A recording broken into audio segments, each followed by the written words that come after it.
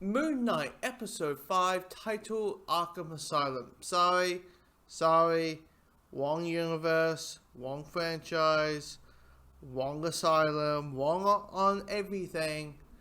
It is just Asylum. Episode 5, Asylum. Okay, all jokes aside, I actually really enjoyed this episode. It might be the best episode of the show so far. And I say so far knowing that we only got one episode left. Because it's a event series, it's a one and done show, there's not going to be a season 2. No doubtly we are going to see more Moon Knight if it's in the movies or another Disney Plus show, what it can be, Midnight Suns, you never know. But Dark Avengers or Marvel Knights. So many teams that you can pick for Moon Knight to pop up, because he could also be an Avenger. You never know. But just saying it so far, knowing we just got one more episode left, it is kind of interesting to say this might be the best episode of the season. Just a weird sentence to say it. Anyway, but it's really, really good. It's really amazing. It's really well put together. Because what happened last week is that after Harrow shot Marcus Steven, and they get traveled to the Afterworld. And in said Afterworld, it is a asylum. And what has to happen in this episode is they need to go through their past, basically the origins of the personalities, and find out which personality is the real personality. By doing that, it is the next step for them to get brought back to life, exile the Afterworld, bring back Khonshu, bring back him being Moon Knight, and stop Harrow, doing horrible things and all that kind of stuff. And we see a little bit of what Harrow is doing, without getting away spoilers. But what I will say here in this episode is Marvel at its best. Like, hey, I like the big giant action sequences like everyone else. But what I really enjoy about the Marvel movies and now the Marvel shows with all the Disney Plus stuff is character. And this episode is nothing but character. Like, seeing the personalities and seeing Steven's reaction, because Mark probably does remember every single memory that we visit. But Steven's like, what's going on here? I don't remember that. I don't remember that. I don't remember that. I don't remember that. And you just... Oh... Okay, everyone's curious about who is the third personality. And a lot of people think it's going to be Jake Lockley, because Jake Lockley is the third personality in the comics. But the thing here, what if the third personality is the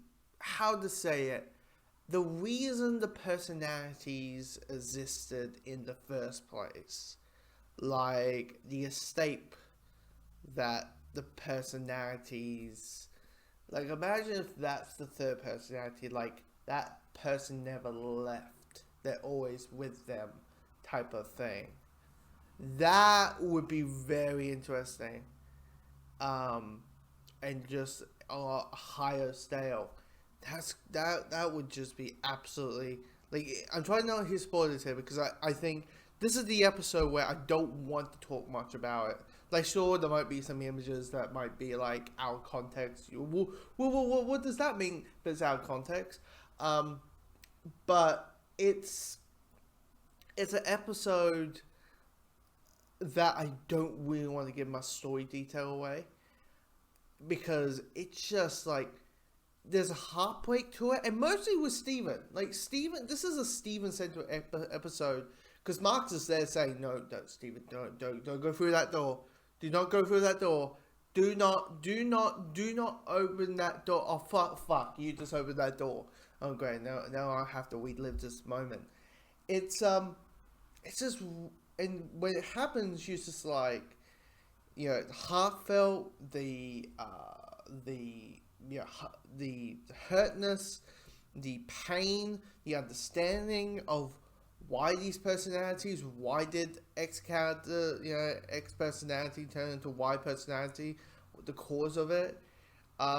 It's just so, it feels so real, that's the thing. Like, it's weird. It's a show that is trying to be Indiana Jones or, like, The Mummy. Like, the Brendan Fraser Mummy films. A show that has, like, Egyptian gods and deities and creatures. Like, last week had a full-on horror-centric episode. And is also trying to be a comic book show, or at least a superhero show, where your main character dresses up in a certain type of outfit that only would work in this kind of context, or in the MCU itself, or a DCEU. While at the same time, it's able to be such a, like, really grounded, emotional, heartfelt story. It's kind of like WandaVision. WandaVision is like that. WandaVision is about this witch who creates a whole town into a sitcom world, like a Twilight Zone, and is like stepping the border to like sitcom, non-sitcom, real world, sitcom. In sitcom world, we don't handle that crap, sir. And that was a Simpsons reference, ladies and gentlemen. Anyway, it's just able to be handled such mature context, which you don't really think of when you're thinking, oh, Disney Plus and Marvel. And I want people to quit this narrative. Marvel's just for kids. You know, we need some adult stuff. First things first, motherfucker, do you saw Infinity War? Tell me, how does Infinity War end? Well, Thanos gets all these finger stones and he snaps his fingers and everyone, half of the universe dies. Yeah, that's how we end. The bad guy wins and everybody wept. You know, Spider-Man saying, I don't want to go, Mr. Stark, and we all, and us as always are like, he's coming back in 2 years. Shut up. And now, WandaVision dealing with grief. What is grief and not love persevering? And now we got this episode dealing with very adult, and me who was a victim of this type of stuff. First things first, me who's a victim of that type of stuff, I can take the piss out of it. So, boom, you can't cancel me at all if I make those type of jokes. Ever. If not, I can just keep reminding you. And you'll be like, okay, fine, you can make fun of those jokes. Okay, you can. Jesus. But yeah, this episode is just really well put together. And it made me weep a little bit at the end. I was like, no. What happened? I was like, no. You can't do this. If you're going to do something like this, make it the final episode. Now, talking about the final episode. This is going to be the wrap up of this video. Is that I don't know when I'm going to watch episode 6. Because I penned the time and how long the episode is, and how long it takes me to record this and get the images and all that type of stuff. But on next Wednesday or Thursday, or Tuesday, wherever part of the world you are, it's game day for me. I'm seeing Doctor Strange, and it's a nice showing. So I might be able to do a Moon Knight with, at least do the recording for episode 6, and maybe post it a little bit later, because I do like the movie, videos to have a bit of breathing room, so it's not like, here's Moon Knight, here's Doctor Strange, and boom, boom, boom, boom, boom, boom, boom. At least there's like a 24-hour breathing room mostly. So I don't know when that's going to be a thing. But you'll get Doctor Strange. You'll get you'll still get Marvel. You'll still get something Marvel related. That's what you're going to have.